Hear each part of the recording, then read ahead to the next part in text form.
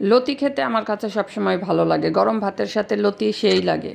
মা আগে রান্না করে দিত, মজা করে খেতাম, এখন আমিও মাঝে মাঝে রান্না করি, ভালোই লাগে। তা আজকে আমি লতিটা চিংড়ি মাছও দিব না আর চাপা শুটকিও দিব না, একদম সিম্পলভাবে রান্না করব। প্রথমে অনেকগুলো রসুন কুচি দিয়ে দিয়েছি আর রান্নাটা সরিষা তেলের মধ্যে করব। আর পেঁয়াজ দিয়ে দিলাম অনেকগুলো। লতিটা খালি রান্না করে খাওয়া হয়নি, খেয়ে দেখি কেমন লাগে। সবসময় তো চিংড়ি মাছ বা চাপা শুটকি দিয়ে কিন্তু রান্না করে খেয়েছি, খালি কখনো রান্না করে খাইনি। সামান্য মশলাই দিব, হলুদের গুঁড়া আর মরিচের গুঁড়া, লবণ দিয়ে মশলাটা ভালো করে কষিয়ে নিলাম। লতিটা আজকে ভাপিয়ে নিইনি, ডাইরেক্ট দিয়ে দিলাম। দেখি খেয়ে গলা চুলকায় নাকি, ঝগড়া করার মানুষ পাওয়া যায় নাকি। তা এখন একটু কষিয়ে নিব 1 মিনিটের মতো, কোনো পানি দিব না, ঢেকে রান্না করে নিব। এই তো একদম কষা কষা করে রান্না করে নিলাম।